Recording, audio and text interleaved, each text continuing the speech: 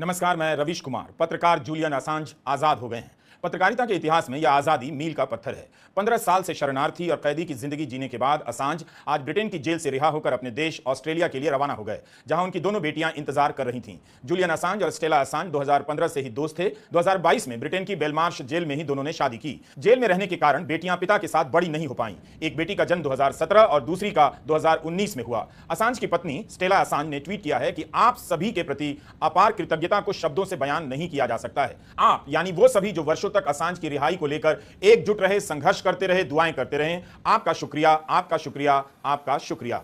WikiLeaks ने पत्रकारिता की धारा ही नहीं बदली, बल्कि सुरक्षा और गोपनीयता के नाम पर देश की सरकारों के साथ पत्रकारों के संबंधों को भी बदल दिया। 2010-11 में विकीलीक्स ने पहली बार अमेरिकी सरकार के कारनामों के दस्तावेज प्रकाशित कर दिए। अमेरिका की सरकार असांज के खिलाफ खतरनाक तरीके से पीछे पड़ गई, क्योंकि असांज के विकीलीक्स के खुलासे ने अमेरिका के कई बड़े झूठ को सामने ला दिया। पिछले साल मई दिवस के मौके पर बेल्जियम की राजधानी ब्रसेल्स में था। वहां शहर के बीच से एक जुलूस निकल रहा था। मजदूरों के अधिकारों की इस रैली में असांज का पोस्टर दिखा। असांज का बेल्जियम से क्या लेना देना, लेकिन यह पोस्टर याद दिला रहा था कि आजादी और अभिव्यक्ति की आजादी की लड़ाई हमेशा ग्लोबल होती है, मोहल्ले की नहीं होती।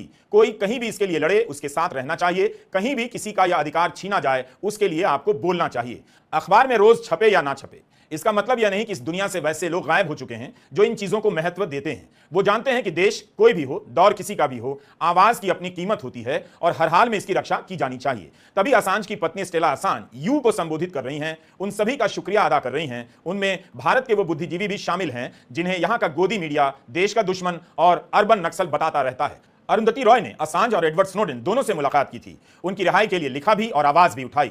अरुंधति रॉय हर जगह उस आवाज की प्रतिनिधि स्वर बन जाती हैं जहां अधिकारों पर दमन होता है और जिस दमन के खिलाफ बोला जाता है। यही अरुंधति के होने का मतलब है। अरुंधति रॉय जैसे लोग दुनिया में ना हो तो सरकारें आवारा हो जाएंगी और जनता बेसहारा। अरुंधति रॉय न केवल भारत के पत्रकारों के धरनों में शामिल होती हैं, प्रेस क्लब जाती हैं, बल्कि दुनिया भर के पत्रकारों के उत्पीड़न के खिलाफ लिखती हैं, बोलती हैं। 2015 में जब जूलियन असांज लंदन की इक्वाडोर एम्बेसी में शरणार्थी की तरह कैद थे, अरुंधति रॉय वहां उनसे मिलने चली गईं। गार्डियन अखबार में उन्होंने इस मुलाकात के बारे में एक लेख लिखा। इसका एक छोटा सा अंश हम यहां पढ़ रहे हैं। अरुंधति लिखती हैं कि जिस रात हम जूलियन से उस कैद खाने बने कमरे में मिले, हमें अपने साथ फोन, कैमरा या कोई भी रिकॉर्डिंग डिवाइस ले जाने की इजाजत नहीं मिली, ताकि हमारी बातचीत ऑफ द रिकॉर्ड ही रहे। वे हमारे सामने बैठे थे, चेहरा थका और जर्द था। पिछले 900 दिनों से उन्होंने अपनी त्वचा पर 5 मिनट के लिए भी धूप का एक टुकड़ा तक महसूस नहीं किया था, लेकिन फिर भी वो भागे नहीं, डटे रहे। असांज ऑस्ट्रेलियाई नागरिक हैं। इस बात पर अरुंधति कहती हैं कि मैं इस बात को सोचकर मुस्कुरा देती हूं कि कोई भी उन्हें ऑस्ट्रेलियन हीरो या ऑस्ट्रेलियन गद्दार कहकर याद नहीं करता। उनके दुश्मनों के लिए उनकी गद्दारी देश से कहीं बड़ी है। असांज ने तो सारी दुनिया की सत्ताधारी ताकतों की विचारधारा से गद्दारी की है, इसलिए वे असांज से इतना खार खाते हैं, संभवतः एडवर्ड स्नोडेन से भी ज्यादा।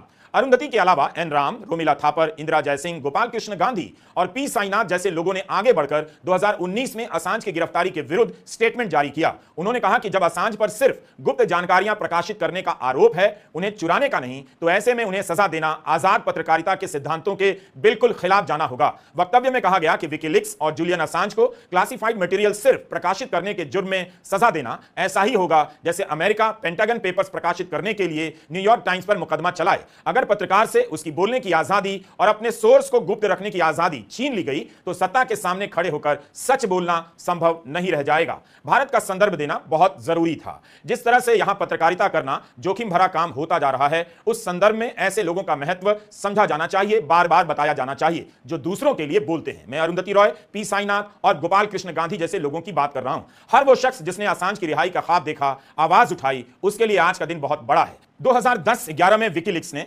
चेल्सी मेनिंग से मिली तमाम जानकारियां प्रकाशित कर दी थीं। असांज 2012 से लंदन में इक्वाडोर एम्बेसी में शरणार्थी की तरह कैद रहे, 9 साल तक शरणार्थी की तरह, फिर 5 साल ब्रिटेन की जेल में।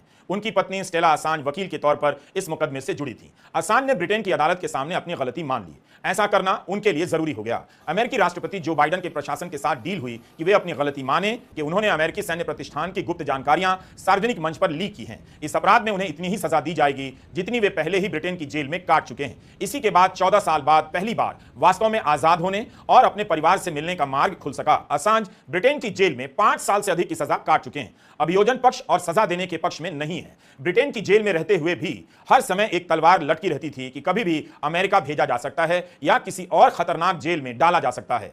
Australian computer scientist Julian Assange ने 2006 में विकीलीक्स की स्थापना की, इस उद्देश्य से कि वो इंटरनेट का सहारा लेते हुए उन तमाम जानकारियों को सबके सामने लाएंगे जिन्हें सत्ता और सरकारों द्वारा लोगों से छिपाई जाती हैं। असांज ने तय किया कि उनकी संस्था विकीलीक्स दुनिया भर के विसिल ब्लोअर्स का साथ देगी।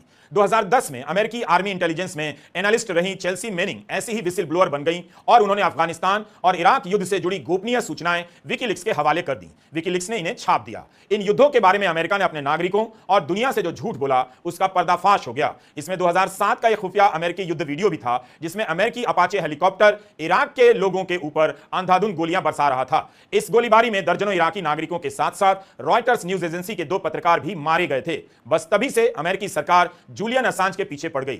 आज जब जूलियन असांज की ब्रिटिश कैद से रिहाई की खबर आई तो उनके बहुत से समर्थक सोशल मीडिया प्लेटफॉर्म पर वापस वही वीडियो साझा करने लगे, ये लिखकर कि असल में अमेरिकी वॉर इंडस्ट्री की इसी क्रूर सच्चाई को जनता के सामने लाने की वजह से असांज को यह सब कुछ झेलना पड़ा। जूलियन असांज की कहानी सभी के लिए बहुत जरूरी है, खासकर उन गोदी एंकरों के लिए और उस देश के लिए जहां